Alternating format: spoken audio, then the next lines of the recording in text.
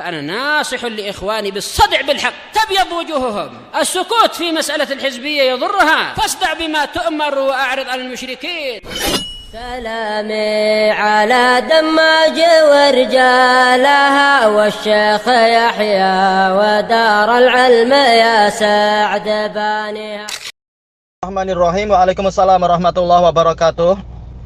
Yang namanya anak itu secara fitrah akan diperebutkan oleh orang tuanya apabila kedua orang tuanya itu berpisah, karena anak adalah buah hati belahan jantung, menjadi salah satu sumber kebahagiaan dari orang yang memeliharanya. Sehingga walaupun dari satu sisi itu adalah tanggung jawab dan beban, namun dari sisi yang lain dia bahagia dengan mendapatkan anak tersebut, terutama kalau anaknya masih kecil.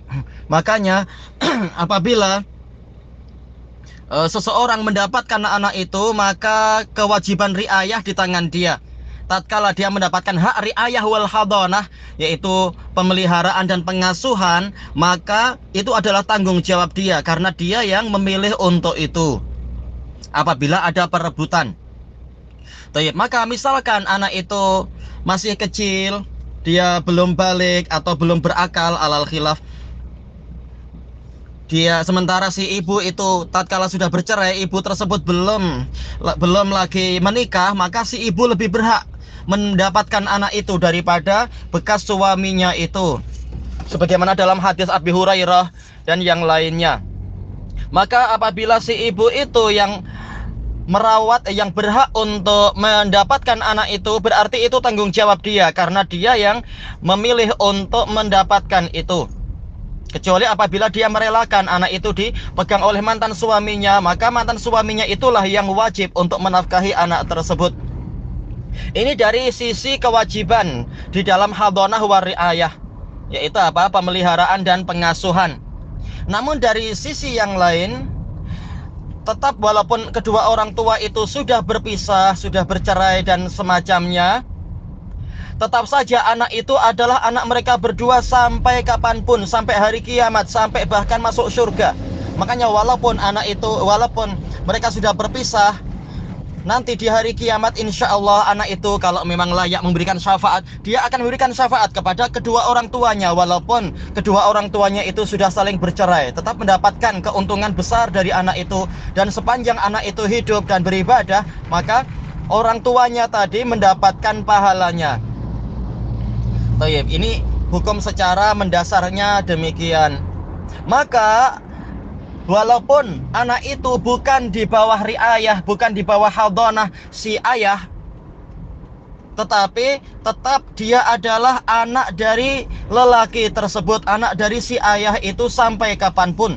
Maka walaupun secara nafkah bulanan atau nafkah harian, iya lebih sesuai itu ya, nafkah harian, masalah makan, minum, dan tempat tinggal bukan lagi menjadi kewajiban dia, tetapi apabila anaknya memerlukan bantuan, anaknya mungkin yaitu kekurangan makanan, maka dia berhak untuk meminta kepada ayahnya itu, walaupun ayahnya sudah bercerai dengan si ibu. Dia berhak untuk minta bantuan karena ini anak dia tetap, dan anak ini adalah anak dia, dan dia adalah orang tua dari anak itu. Maka dia berhak minta bantuan. Demikian pula bekas istrinya itu boleh untuk minta dibantu, tetapi dia tidak berhak untuk mewajibkan si mantan suami itu menafkahi harian atau menafkahi bulanan. Dia tidak berhak karena dia yang sudah mendapatkan apa yang dia inginkan dari sisi dia menang di dalam masalah menguasai anak itu. Maka ini tanggung jawab dia. Tetapi dia berhak secara mendasar minta dibantu tatkala ada kesulitan menafkahi anak itu, ada kesulitan untuk memikul, mungkin anaknya sedang sakit atau apa, dia berhak minta dibantu. Perkara-perkara yang sifatnya asasi, sifatnya adalah keperluan mendasar, dia berhak minta dibantu, tetapi dia tidak berhak untuk membebani bekas suaminya itu dengan nafkah bulanan. Dia tidak berhak karena ini tanggung jawab dia, karena dia yang menang di dalam menguasai anak itu. Tapi apa? Jelas anak itu tetap berhak minta bantuan kepada ayahnya, bukan bantuan rutin, tetapi ya semampu-mampunya. Mungkin kali ini ada kesulitan. Adapun yang wajib memikul beban harian ataupun beban nafkah bulanan misalkan. Ini adalah si ibu itu dengan suaminya yang baru misalkan sudah bersuami misalkan.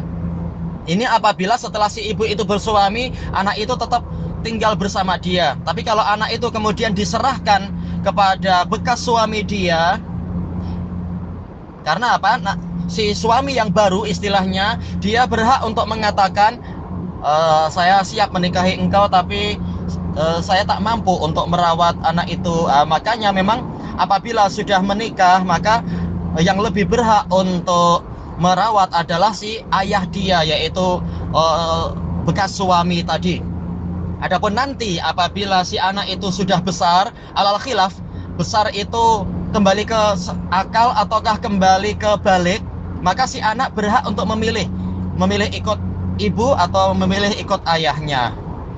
Tayyib. Intinya barang siapa dia itu memikul mendapatkan hak perawatan, maka dia wajib untuk memikul beban harian dan nafkah harian untuk anak itu. Tayyib. Tapi tetap yang tidak dibebani dengan itu, dia wajib untuk membantu apabila si anak itu kesulitan dalam masalah nafkah ini dan itu. Bukan sebagai rutinitas, karena rutinitas itu dibebankan kepada yang berhak mendapatkan yang berhak mendapatkan apa tadi, hak pengasuhan dan hak perawatan. Jadi beban rutin itu dipikul oleh orang yang memang berhak mendapatkan yang memang merawat anak itu. Tapi keperluan mendadak, mungkin suatu ketika anak itu perlu bantuan ayahnya, maka ayahnya wajib membantu. Sampai kapan ayah itu wajib membantu? Telah dijelaskan oleh para fuqaha, yaitu si ayah mendapatkan keuntungan, demikian pula si ibu mendapatkan keuntungan sampai anak itu mati dari sisi pahala dan sebagainya. Ladang pahala, anak adalah ladang pahala. Maka selama anak itu memerlukan bantuan, maka orang tua itu wajib untuk menafkahi anaknya. Asal nafkah adalah kewajiban laki-laki. Tapi apabila si ibu memang berhasil merebut anak itu di bawah kepengasuhan dia, maka si ibu itulah yang telah memikulkan pada dirinya beban nafkah harian. Sampai kapan? Sampai anak itu mampu berdiri sendiri. Apabila belum mampu berdiri sendiri, maka itu masih menjadi ladang pahala orang tuanya. Dan tentunya si anak juga wajib untuk memahami dia tak mampu untuk membalas kebaikan orang tua yang sejak kecil dan sebagainya. Maka jangan setelah besar masih terus untuk membebani orang tuanya. Kasihan orang tuanya itu. Baik. Wallahu alam, demikian kurang lebihnya. Wallahu alam, walhamdulillahi rabbil alamin.